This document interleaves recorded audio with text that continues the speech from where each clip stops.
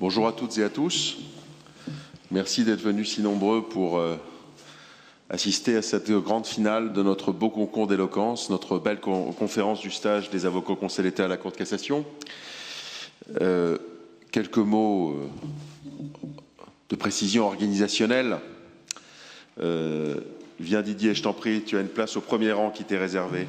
Toi, maître de l'éloquence parmi les maîtres, le président de notre belle association. Merci Didier de ta présence. Donc nous allons aujourd'hui entendre la crème de la crème, nos 6 finalistes, celles et ceux qui ont été les meilleurs pendant cette année et qui nous ont le plus convaincus. Nous entendrons d'abord 3 discours, puis nous ferons une petite pause pour nous dégourdir les jambes, donc il conviendra de rester dans cette grande chambre. Je pense qu'il y a suffisamment d'espace pour que nous puissions déambuler et nous dégourdir les jambes justement.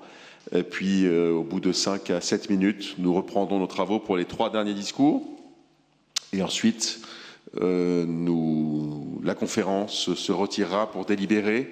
Il est important que le public, très nombreux aujourd'hui, et que je remercie infiniment, j'en suis extrêmement touché, reste dans cette grande chambre, car les mesures de sécurité à la Cour de cassation font que lorsque le Conseil de l'ordre et la conférence se retirera pour délibérer, le public doit rester dans cette salle avant la proclamation des résultats.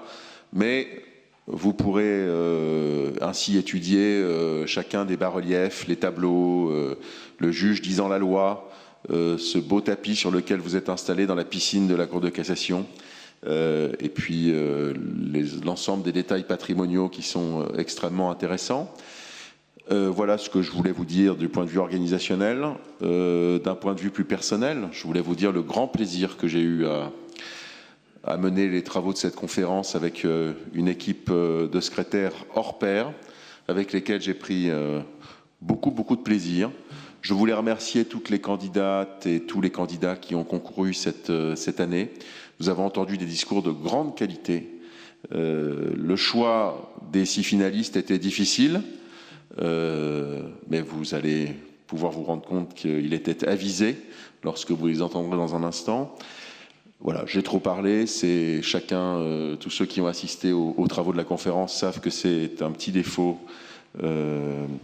Je parle beaucoup en introduction de nos séances, et donc je vais tout de suite laisser la parole à notre premier secrétaire pour qu'il donne lecture de la question sur laquelle nos candidates et candidats vont discourir. Monsieur le premier secrétaire, vous avez la parole pour donner lecture de la question. Merci Monsieur le Président. Alors la question est donc la suivante.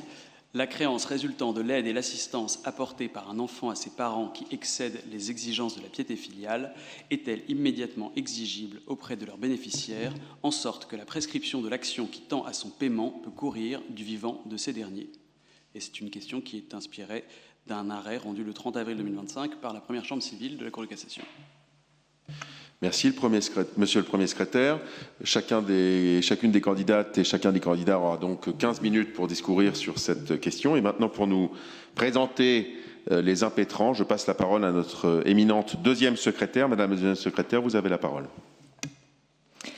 Les candidats sont Monsieur Esteban Renaud, premier demandeur, Monsieur Ruben Israelevich, premier défendeur, Madame Julia Reichmann, premier ministère public, Madame Nina Dianteil, seconde demanderesse, Monsieur Stanislas Julien Stephens, second défendeur, Madame Aurélie Lambert, second ministère public.